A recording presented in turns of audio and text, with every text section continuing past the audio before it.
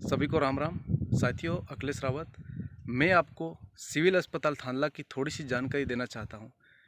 थांदला में बड़े बड़े डॉक्टर हैं, लाखों रुपए सैलरी ले रहे हैं, हज़ारों रुपए सैलरी ले रहे हैं, लेकिन एक शासकीय पर्ची पर बाहर की दवाई लिखते हैं, बाहर मेडिकलों की दवाई लिखते हैं, बाहर जांच करवाने के लिए बोलते हैं। सरकार ने इतनी बड़ी एक लैब उपलब्ध कराई है, करोड़ों रुपए की। यहाँ अपना झाबुआ जिला, अपना थांदला क्षेत्र आदिवासी बाहुल्य इलाका है और यहाँ सबसे ज़्यादा गरीब आदिवासी समाज रहता है। कहीं ना कहीं आदिवासी समाज को भ्रमित करते हैं यह लोग। तो इसीलिए सरकार ने हमारे लिए, हमारे समाज के लिए, यहाँ के जनता के लिए एक बहुत बड़ी लैब लाखों करोड़ों रुपए में दी है, जहाँ पर करीबन 30 या 40 या 35 प्रकार की जांच होती है। हर जांच फ्री में होती है, ना उसमें 1 रुपया लिया जाता है, ना कुछ भी नहीं। सिर्फ जो रसीद रहती है उसका 5 या 10 रुपये चार्ज लिया जाता है। लेकिन फिर भी यहाँ की जो डॉक्टर है, इतनी सैलरी लेने के बाद भी प्राइवेट मेडिकलों पर बेचते हैं। क्या सामुदायिक सिविल अस्पताल में, इतना बड़ा अस्पताल होने के बाद में, यहाँ दवाइयों की सुविधा नहीं है क्या? जब किसी प्रेग्नेंट महिलाओं के लिए ग्लव्स या इंजेक्शन या कुछ भी चीज़ें जो बाहर मेडिकल से ही मंगाई जाती है, या तो यह डॉक्टर या फिर किसी जो प्राइवेट मेडिकल है उससे मिले हुए हो, या फिर आप वहाँ की दवाई नहीं दे रहे हैं। क्या वजह है? जब आप जांच करवाने जाते हैं तो इतनी बड़ी लैब होने के बाद डॉक्टर आपको बाहर क्यों भेजता है कि आप बाहर की जांच करवा के लाओ और तभी मैं इलाज करवाऊंगा, तभी मैं इसको देखूंगा? यह क्यों किया जाता है? क्यों भेदभाव किया जाता है? आप शासन का इतने रुपए ले रहे हैं, आप नौकरी कर रहे हो, शासकीय पद पर बैठे हो, तो आप समाज को सही दिशा बताओ ना। जो लोग निरक्षर है, जो जो पढ़े लिखे नहीं हैं, आप उन्हें किस तरह का व्यवहार कर रहे हैं? जो पढ़े लिखे लोग हैं वो आते हैं, उनके जांच देते, वो ऊपर जाके लैब में जाके दवा जो जांचें होती है उसकी रिपोर्ट ले लेते हैं। तो क्यों आदिवासी समाज के साथ ऐसा क्यों किया जाता है? आप यह बर्ताव क्यों करते हो?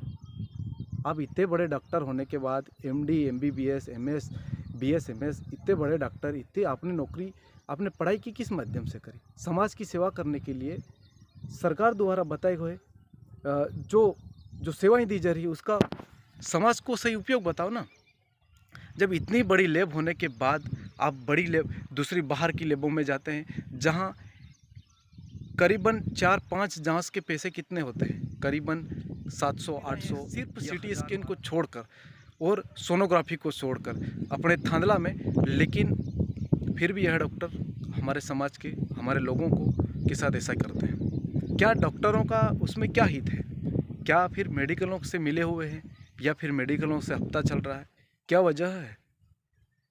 यहाँ के जनप्रतिनिधि आज जब चुनाव आ रहे हैं तो हाथ पांव जोड़ रहे हैं, लोगों के पास पहुँच रहे हैं, लेकिन उन्हें ये नहीं पता है कि क्या वास्तविक में समस्या हो रही। इतना बड़ा अस्पताल होने के बाद, इतनी शासन की योजना, इतना कुछ देने के बाद भी मध्य प्रदेश सरकार, केंद्र सरकार, शिवराज सिंह चौहान जी, मध्य प्रदेश के स्वास्थ्य मंत्री जी, माननीय प्रधानमंत्री जी इतनी योजनाएं भेज रहे हैं, उतनी सुविधाएं भेज रहे हैं, लेकिन फिर भी यहाँ के गरीबों तक नहीं पहुँच रही। क्योंकि वो डॉक्टर जो बैठे हैं वो बताते हैं कि यहाँ नहीं, बाहर कराओ। आप एक दवाई मेडिकल, 2-3 दवाई मेडिकल की लिखेंगे और एक दवाई अस्पताल की। आप अस्पताल के काउंटर में से जाके लो और दूसरी बाहर से लो। तो ऐसा क्यों? गरीब व्यक्ति कहाँ से पैसा लाएगा? लाखों रुपए की लैब अगर आपके अस्पताल में पहुंचाई गई है तो आप उनको वहाँ भेजो और वहाँ की जो जांच आती है, वास्तविक में उस जांच को चेक करो कि ये क्या है। आपको ये समस्या है, आपको ये दिक्कत है। आप सबसे ज़्यादा यहाँ के लोगों को आप दाहोद, बड़ौदा, अहमदाबाद, अन्य बड़े बड़े अस्पतालों में यहाँ भेजते हैं। क्यों सुविधाएं नहीं होती है? इतना होने के बाद भी आप किस तरह व्यवहार कर रहे हैं आदिवासी समाज के साथ? मैं आपको कहना चाहता हूँ, अगर कोई दिन अगर ऐसा करता हो, कोई डॉक्टर पकड़ा गया, तो हम उन्हें ज़रूर बताएंगे, वास्तविकता बताएंगे, संगठन की ताकत बताएंगे और लोगों को बताएंगे कि यह लोग आपका शोषण कर रहे हैं। और इसलिए मेरा आप सबसे निवेदन है, आप सब जागरूक हो। शासन द्वारा, सरकार द्वारा एक करोड़ों लाखों रुपए की जो लैब उपलब्ध कराई गई है, वो वहाँ पर आप जांच करवाएं। हर चीज़, यानी कि खून, सिकल सेल या फिर जितनी भी RBC, जो हीमोग्लोबिन, यानी कि कितनी भी जो सांसें होती है, पूरी होती है, बाहर ना जाए। आप उन मेडिकलों पे ना जाए जहाँ बहुत सारे पैसे लिए जाते हैं, जहाँ डॉक्टरों की साठ-गांठ होती है। उन सब का पर्दाफाश करेंगे हम। मैं आपको यही संदेश देना चाहता हूँ, क्योंकि आप सब जागरूक बनो, आप सब पढ़े लिखे हो, अपने घर के माता पिता भाई बहनों को यह बात अवश्य बताएं कि हर जांच करवाना हो तो लैब में करवाएं, शासकीय लैब में करवाएं। जो सरकार द्वारा प्रदान की गई है वो आपके लिए बनाई है सरकार ने। बस यही बात मैं कहना चाहता हूँ। अगर कोई दिन ऐसा करता हो, कोई डॉक्टर पकड़ाया, अगर डॉक्टर ने मनमानी को यही संदेश देना चाहता हूँ, क्योंकि आप सब जागरूक बनो, आप सब पढ़े लिखे हो, अपने घर के माता पिता भाई बहनों को यह बात अवश्य बताएं कि हर जांच करवाना हो तो लैब में करवाएं, शासकीय लैब में करवाएं। जो सरकार द्वारा प्रदान की गई है वो आपके लिए बनाई है सरकार ने। बस यही बात मैं कहना चाहता हूँ।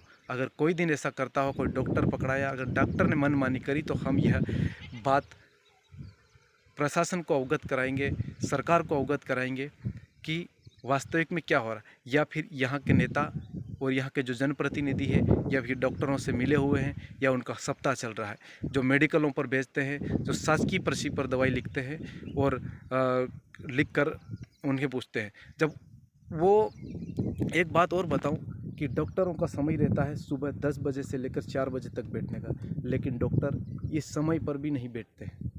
करीबन 1-2 घंटे के लिए आते हैं, मरीज़ बाहर घूमते हैं, मरीज़ कई बार बैठे रहते हैं और कई बार उनका इंतज़ार किया जाता है, लेकिन वह डॉक्टर नहीं पहुंचते हैं। और फिर जब उनको देखा जाता है तो वो उनकी ऑफिस, उनके कमरे पर जा बैठते हैं, जहां उनके लेटर पैड पे करीबन 100-150 या 150 रुपये देकर उनके लेटर पैड पे गोलियां लिखी जाती हैं, उनकी दवाएं लिखी जाती है, और उस पर कहा जाता है कि आप यहाँ जांच मत कराओ, आप बाहर जांच कराओ, तभी हम देखेंगे। या फिर वो लैब को गलत बोलते हैं, या फिर उनका स्वार्थ सिद्ध करते हैं। धन्यवाद।